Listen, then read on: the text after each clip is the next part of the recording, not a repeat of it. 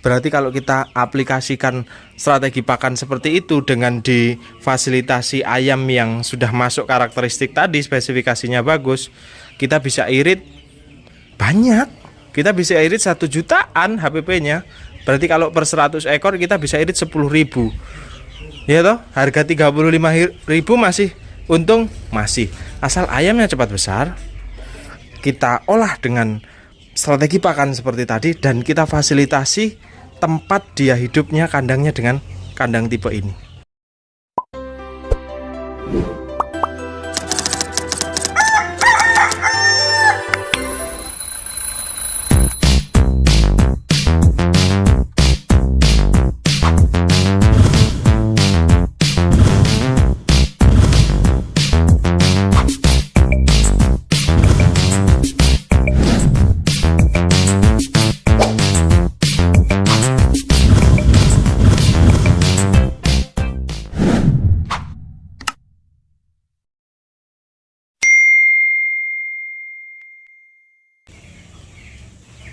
Halo, assalamualaikum warahmatullahi wabarakatuh, sedulur peternak muda dimanapun anda berada. Alhamdulillah kawan-kawanku, hari ini kita di kandangnya Big Boss lagi ya. Ini sambil cek-cek ya, kita cek-cek ayamnya. Wah, mantap-mantap ya lur ya. Ini jawaban dari video sebelumnya. Oh iya, saya lupa di video sebelumnya tentang jarak kawat ya, disesuaikan. Kalau untuk ayam dewasa ini jaraknya 2 cm. Tapi kalau di video kandang Bogal Vanis kemarin itu 1,5 cm. Ini yang 2 cm. Dia lebih besar, besi-besinya juga lebih besar. Kalau diisi jantan-jantan yang sudah usia-usia 3 bulanan seperti ini atau jago-jago pun dia aman, sangat kokoh dan awet, tahan lama. Wah, ngeri kali ya. Nah, ini beberapa ayam-ayam materi, di dalam juga ada. Nih, penuh kawan-kawan ya, kandangnya Bapak itu penuh karena ini nanti diproyeksikan untuk ke kandang saya. Nah, ini adalah silangan daripada Indio Gigante ini ya. Badannya tipis-tipis, tinggi-tinggi. Nanti saya mau buat sengkuni jilid 2 yang jenggernya tidak wilah, jenggernya sudah sumpel. Nanti ke depan seperti itu. Ini ayam-ayam silangan. Ada juga yang untuk proyeksi regenerasi Indo. Ada juga ini saya kenalkan, mungkin warga YouTube belum tahu kalau kami sedang meracik sebuah ayam yang khusus untuk diambil telur konsumsinya dengan materi dasar Elba. Nah ini ada brown dan ada black leghorn ya. Ini juga Elbanya bukan Elba murni, ini Elbanya sudah F1 atau persilangan dengan Isabel leghorn yang dulu pernah ada di kandang kita. Nah, badannya lebih panjang-panjang, kakinya serempak, kuning-kuning, bagus-bagus. Badannya panjang. Ini kita akan memurnikan, istilahnya memurnikan Elba dengan sebutan Permut Elhoorn, peternak muda Elba Leghorn. Kenapa? Karena Elba itu sudah terlalu lama di Indonesia, kadang terlalu brutal. Kawan-kawan meregenerasinya inbreeding berkali-kali, yang tadinya HDP bisa tembus 75 sampai 80-an%, sekarang hanya 60-an yang ditemukan di beberapa lapangan. Tapi tidak semuanya ya, nanti ada yang tersinggung saya bicara seperti itu. Memang di Lampung terkhusus untuk nyari Elba yang performnya seperti yang kita inginkan itu susah. Makanya saya ada kesempatan punya ayam Leghorn, adalah salah satu daripada nenek moyangnya Elba. Jadi ini adalah bentuk pemulihan atau pemurnian lagi si Elba ini. Kenapa kok nggak langsung Leghornnya aja? Satu, karena akan mahal di biayanya, karena Leghorn di Indonesia yang non putih masih sedikit. Makanya saya mengambil inisiatif dengan Elba ini tadi. Elba sudah lama, otomatis daya tahannya bagus. Kita menjadikan dia sebagai materi dasar pengisi untuk menyeleksi. Nanti ini kan terseleksi nih, mana yang kuntet, mana yang nggak tahan, mana yang pertumbuhannya jelek lah, mana yang gampang pilek. Nanti kan terseleksi. Nanti kita taruh lagi ke kandang baterai, kita seleksi produksinya mana yang paling tinggi, kita silangkan lagi dengan brown dan black leghorn. Gitu kan kawan, cara menyilangkan tuh kayak gitu ya. Oke, kita mau membahas harga pakan. Harga pakan tinggi mas juga bagaimana? Yang pertama, ketika Anda peternak pembesaran, jangan salah pilih bibit. Mahal sedikit, selisih 100-200 per box bagi saya nggak masalah, asal performa pertumbuhannya memang benar-benar jos.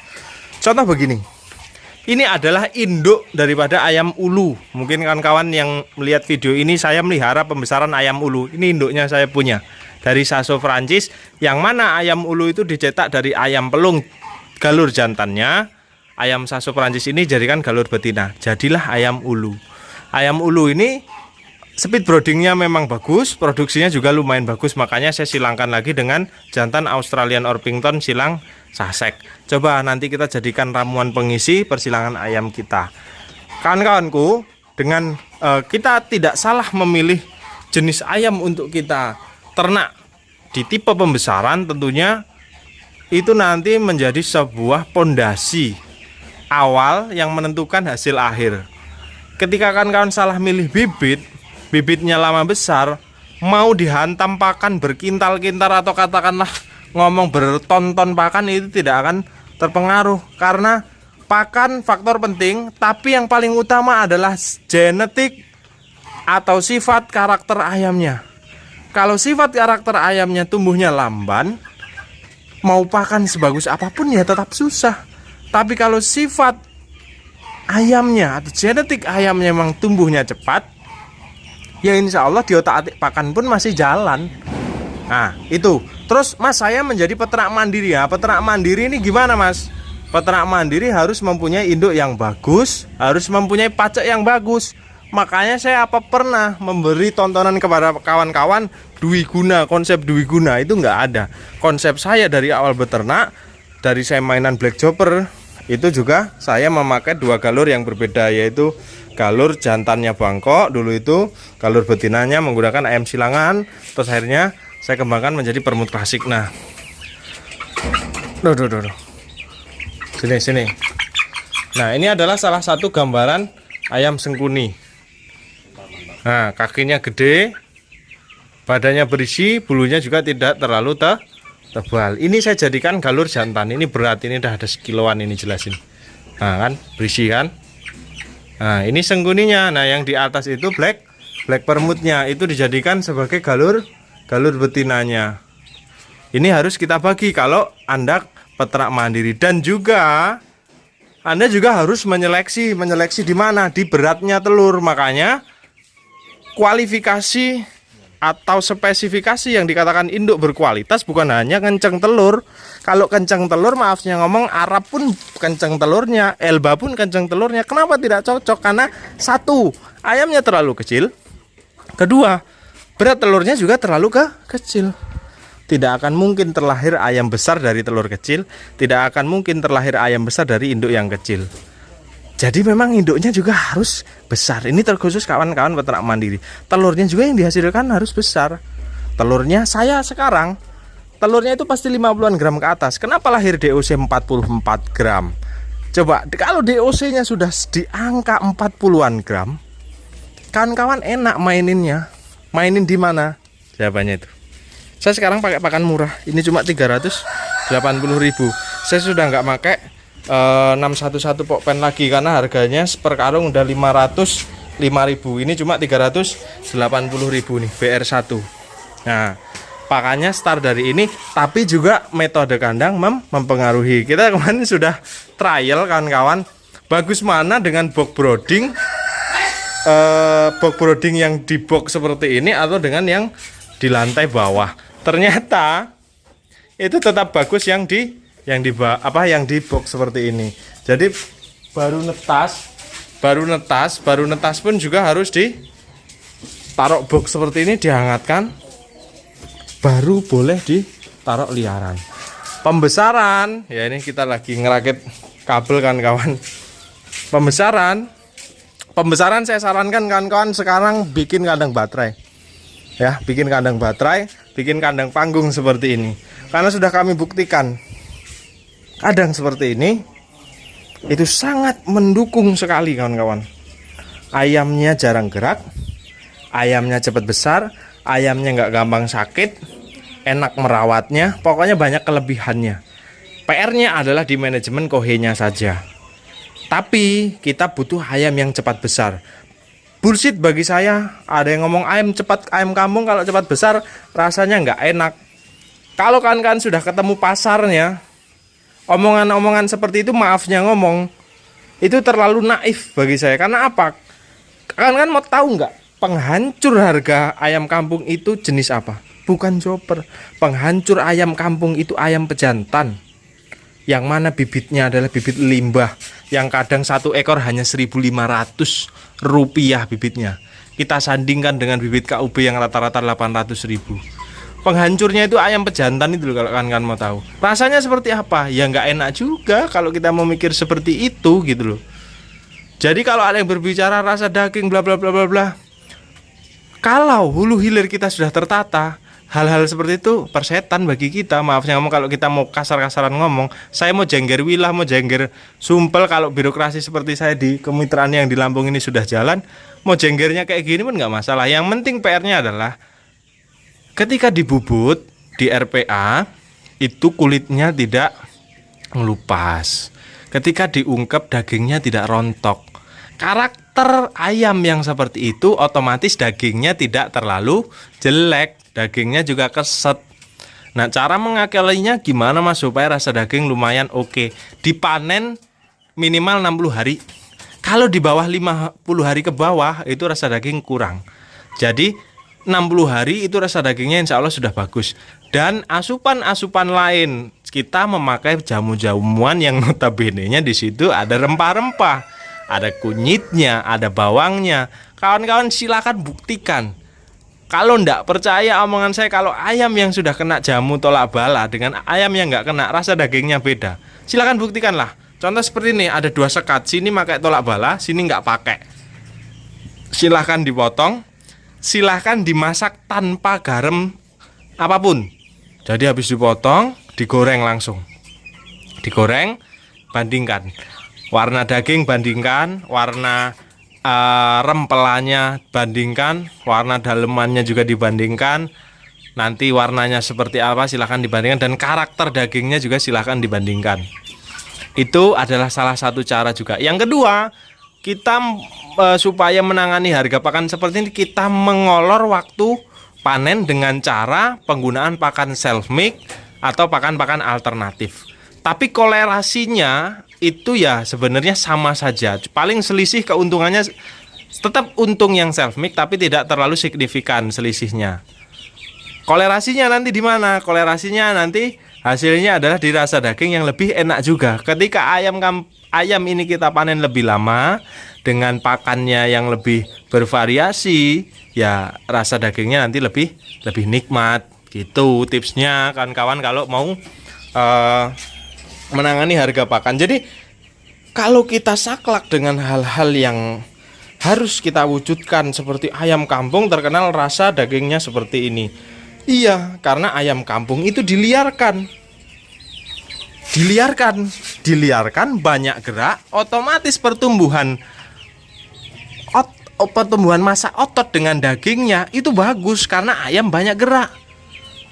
Jadi kan massa ototnya tumbuh cepat nih dibanding dengan ayam yang dikurung seperti ini. Itu pasti.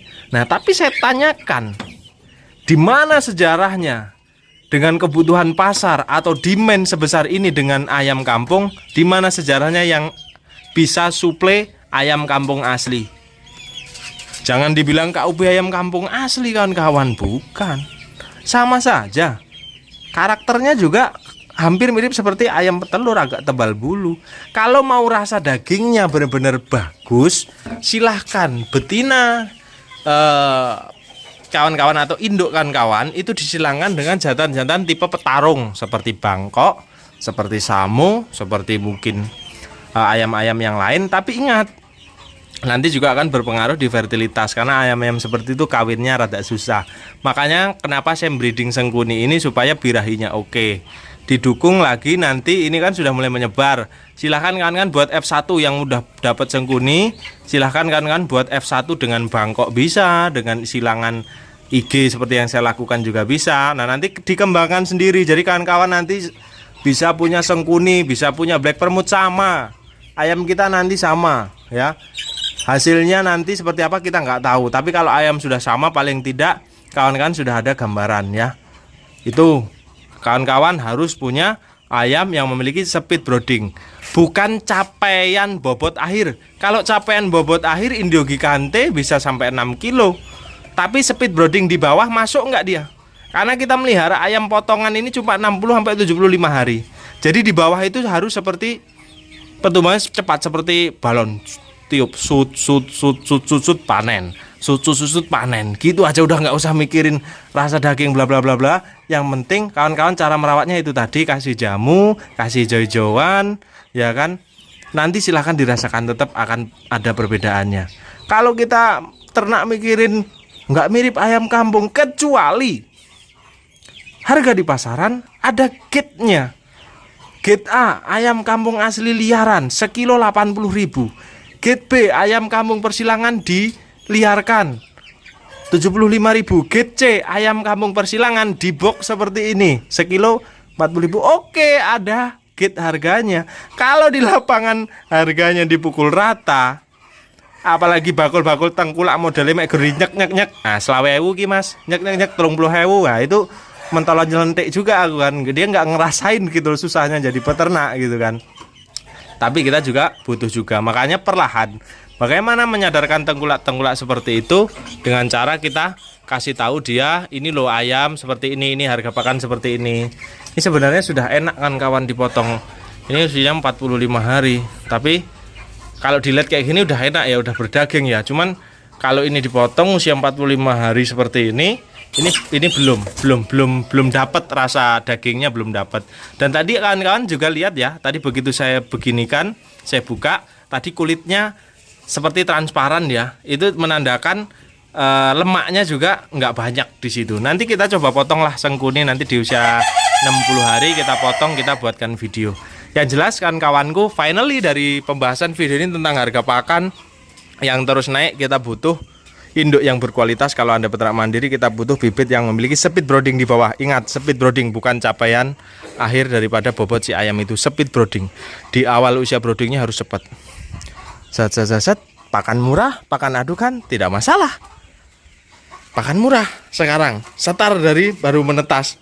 Tapi ya 611 setengah juta bosku, ngeluh. Dan kita pakai pakan yang seperti itu ya juga nggak masalah juga ya. Pertumbuhan juga masih mau semok.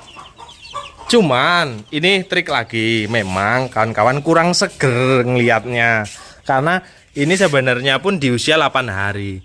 Jadi ada tips lagi, 1 minggu dari menetas kasih pakan mahal, protein tinggi seperti 511, 611. Setelah lewat seminggu sambung dengan pakan yang lebih murah seperti ini. Ini proteinnya berapa ya? Coba ya kita cek. Kalau nggak salah tuh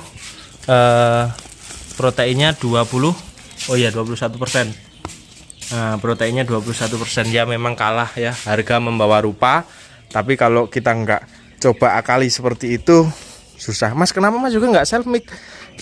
Gimana saya mau self make? Harga jagung di sini mahal banget, harga padi mahal banget. Jadi cara saya mensiasatinya adalah menurunkan kualitas pakan tadi dari 611 yang 500.000 hanya seminggu, terus kita hajar dengan pakan yang 300-an ribu. Caranya, bayangkan 2 kintal selisihnya udah 300-an ribu. Sedangkan 100 ekor ayam membutuhkan berapa? Membutuhkan 4 sampai 5 karung, 2 sampai 2,5 kintal. Berarti kalau kita aplikasikan strategi pakan seperti itu dengan difasilitasi ayam yang sudah masuk karakteristik tadi, spesifikasinya bagus, kita bisa irit banyak. Kita bisa irit 1 jutaan HPP-nya. Berarti kalau per 100 ekor kita bisa irit 10.000. Ya toh, harga 35.000 masih untung, masih. Asal ayamnya cepat besar, kita olah dengan strategi pakan seperti tadi, dan kita fasilitasi tempat dia hidupnya, kandangnya dengan kandang tipe ini. Segera buat kandang baterai, titik. Segera buat kandang baterai. Saya sudah trial and error, kandang baterai tetap kandang yang nomor 1, atau kandang box pembesaran seperti ini adalah kandang nomor 1 untuk ayam itu tumbuh besar. Ya, Gitu dulu kan kawanku, ini sudah terlalu panjang kita membahas ini, nggak ada habis-habisnya. Strateginya gimana Mas, harga pakan gimana. Ayo semua pada mulai open your eyes kan kawan. Harus dirubah ayam yang ada di kandang, harus bagus. Tidak harus ayam dari saya.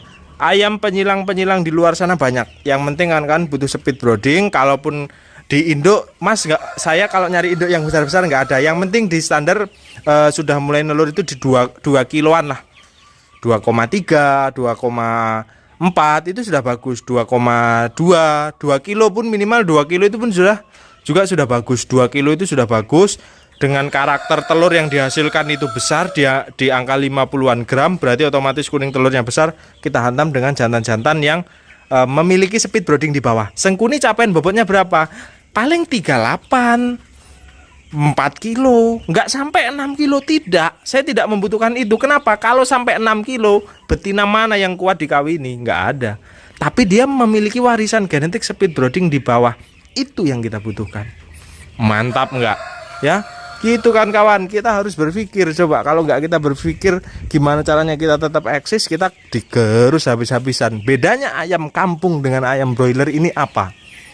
Ayam broiler, ayam layer, peternak rakyat itu tidak bisa andil lebih, diatur.